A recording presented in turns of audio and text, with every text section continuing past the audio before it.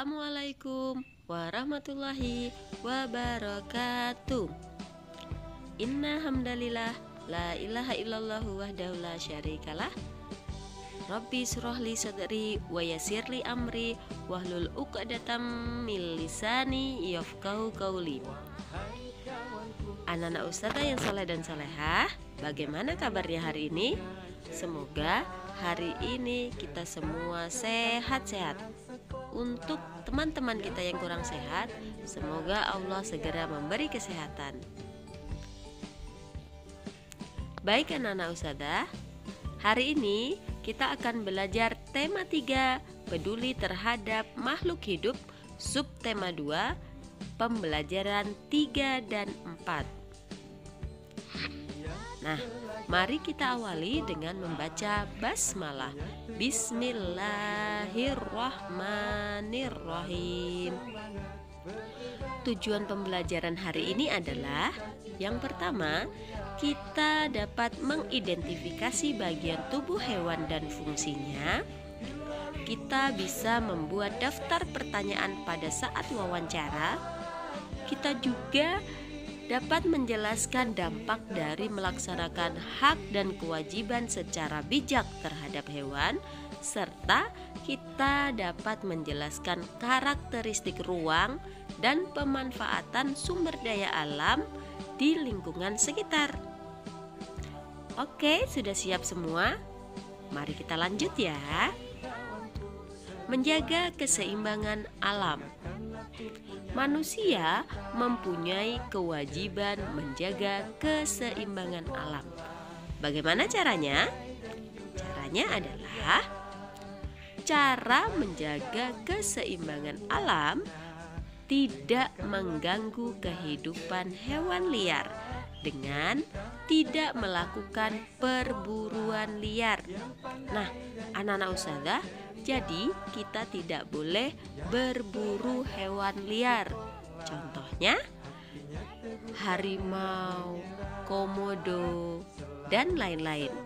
Itu termasuk hewan liar. Jadi kita tidak boleh berburunya ya.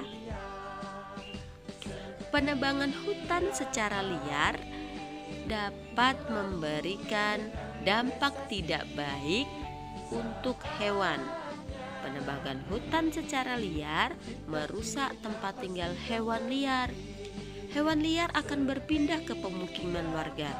Hal tersebut tentu akan mengganggu warga karena hewan liar akan merusak perkebunan dan peternakan warga. Rusaknya hutan menyebabkan lingkungan sekitar tidak lagi seimbang. Jadi, kita sebagai manusia wajib menjaga lingkungan sekitar agar tidak mengganggu hewan liar. Nah, itu tadi ya sayang. Lanjut, pengelompokan pertanyaan wawancara. Pasti sudah tahu kan kemarin apa sih artinya wawancara? Ya. Pertanyaan wawancara sebaiknya dikelompokkan dari pertanyaan umum hingga pertanyaan khusus. Pengelompokan pertanyaan wawancara bertujuan agar narasumber mudah diarahkan untuk memberi penjelasan secara rinci. Iya, betul sekali, secara rinci ya. Hal lain yang perlu diperhatikan saat mengajukan pertanyaan wawancara adalah menggunakan bahasa yang santun. Kesantunan bahasa dapat ditunjukkan dengan cara tidak menyinggung lawan bicara kita. Sebagai pewawancara, sebaiknya kita bersikap tidak membela pihak manapun. Itu ya, jadi kalau kita mewawancarai narasumber, kita tidak boleh menyinggung perasaan narasumber tersebut. Sekarang kita akan membuat daftar pertanyaan wawancara. Ini pertanyaan yang diajukan kepada narasumber harus sesuai dengan topik wawancara. Kata tanya yang dapat digunakan untuk membuat pertanyaan wawancara adalah yang pertama, ada apa, berapa, kapan, mengapa, dan bagaimana. Contoh mengajukan pertanyaan-pertanyaan secara pergantian. Yang pertama, mengapa penyu-penyu itu harus dilepas di laut? Kedua, lalu apa yang terjadi jika penyu itu tidak dilepas ke laut? Nah, ini anak-anak, pertanyaan ini adalah contoh pertanyaan tentang penyu. Jadi ketika kita bertanya temanya penyu, berarti pertanyaan-pertanyaan tersebut juga tentang penyu. Jangan sampai ketika temanya penyu, kita bertanyanya tentang sapi. Nanti narasumber bingung, ya. Sekarang kita belajar tentang bagian-bagian tubuh hewan dan fungsinya. Ini hewan apa, anak-anak? Pinter, pasti tahu semuanya. Ya, ini ikan mempunyai beberapa bagian tubuh dan fungsinya. Yang pertama, itu adalah sisik. Sisik berfungsi sebagai pelindung tubuh. Nah, yang kedua adalah mata. Mata berfungsi untuk melihat lingkungan sekitar.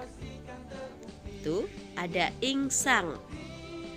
Insang berfungsi untuk bernafas. Betul sekali ya.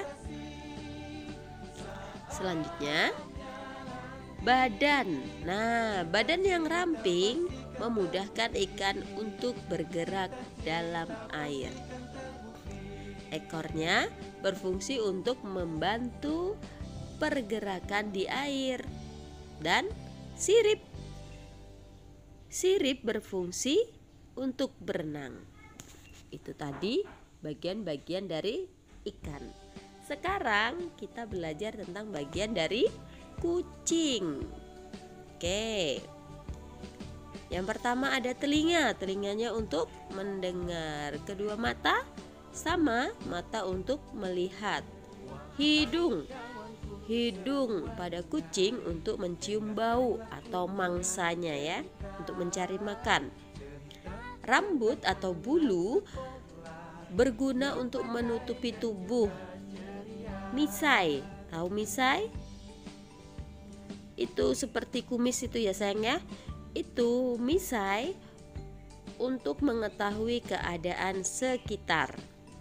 Dan kakinya, kaki kucing berfungsi sebagai alat penggerak atau untuk berjalan. Sudah paham kan? Sekarang ekornya. Ekor kucing untuk menjaga keseimbangan. Nah, ini bagian-bagian tubuh kucing dan fungsinya. Oke. Kita lanjut ya, Nak. Hewan merupakan sumber daya alami yang dapat dimanfaatkan oleh manusia. Hewan juga memiliki tempat hidup. Ada hewan yang hidup di darat dan ada hewan yang hidup di air. Jadi hewan itu mempunyai dua tempat hidup. Ada yang di darat dan ada yang di perairan. Contohnya adalah ayam. Ayam hidupnya di mana? Iya, di darat ya. Oke. Ayam tinggal di darat. Ayam memiliki paruh berguna untuk mencari makan. Ayam dapat dimanfaatkan daging dan telurnya. Ayam juga dibudidayakan di peternakan. Peternakan biasanya ada di dataran tinggi. Nah, berarti ayam hidup di darat. Oke, yang kedua, tahu? Ada yang tahu ini apa? Ayo. Iya, pintar sekali. Ini adalah bebek. Bebek. Bebek tinggal di darat, namun bebek juga dapat berenang. Bebek dibudidayakan di peternakan. Bebek dapat dimanfaatkan daging dan telurnya. Telur bebek dapat diolah menjadi telur asin. Nah, telur asin itu berasal dari telur bebek ya nak. Oke, satu lagi. Ada yang tahu ini apa? Pintar, ini adalah kelinci. Kelinci hidup di darat. Kaki belakang kelinci lebih kuat sehingga bisa membantunya saat melompat. Makanan kelinci adalah sayur-sayuran, terutama wortel. Kelinci umumnya dijadikan hewan peliharaan. Nah, jadi makanan kesukaan kelinci adalah wortel, makanya mata kelinci itu bagus dan penglihatannya juga sangat bagus ya. Kita juga kalau ingin mata kita bagus, kita harus banyak-banyak makan sayuran, terutama wortel. Apalagi pada saat pandemi, kita sering melihat atau menonton video pembelajaran lewat HP ya, untuk melindungi mata kita. Oke, anak-anak ustazah. Sekarang ini tadi apa? Ikan. Ini ikan mas koi ya. Ikan koi, ikan mahal. Nah, ikan itu hidup di air. Ikan digolongkan menjadi 3 jenis, yaitu ikan air tawar, ikan air laut, dan ikan air payau. Ada ikan yang dimanfaatkan sebagai makanan. Ada juga ikan dimanfaatkan sebagai hewan peliharaan, seperti ikan koi ya nak ya, itu dijadikan sebagai hewan peliharaan. Oke, anak-anak ustazah, hewan akan terlihat sehat dan lincah jika kita pelihara dengan sebaik mungkin. Ketika kita memelihara hewan, maka kita bertanggung jawab terhadap semua kebutuhan hewan tersebut. Oleh karena itu, rawatlah hewan peliharaan kita sebagai bentuk tanggung jawab kita terhadap makhluk ciptaan Allah.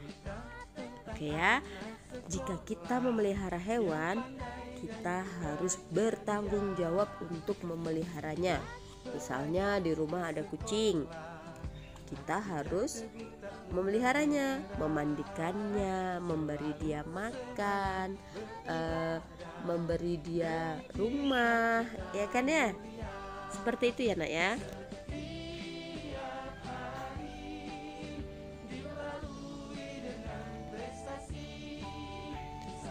Ya. Allah Maha Pencipta dan Maha Penyayang yang menciptakan berbagai jenis makhluk hidup bagi kehidupan manusia. Firman Allah pada surat Al-A'raf ayat 10 yang artinya, sesungguhnya kami telah menempatkan kamu di bumi dan di sana kami sediakan sumber kehidupan untukmu, tetapi sedikit sekali kamu bersyukur. Anak-anak ustazah yang soleh dan soleha, dari surah ini Allah sudah memberikan kita banyak sekali kehidupan. Allah juga memberikan kita banyak sekali nikmat, tetapi dari kita sedikit sekali untuk bersyukur. Makanya kita sebagai manusia wajib bersyukur kepada Allah atas nikmat yang Allah berikan. Ya nak ya. Baiklah, sampai di sini dulu pembelajaran kita hari ini. Mari kita ucapkan hamdalah, alhamdulillahirabbil alamin. Terima kasih. Anak-anak ustazah tetap semangat. Ingat, tetap menjaga 5M, dan berbakti kepada orang tua. Ustazah minta maaf jika suara Ustazah kurang jelas karena lagi batuk ya. Mohon maaf. Ustazah akhiri. Assalamualaikum warahmatullahi wabarakatuh.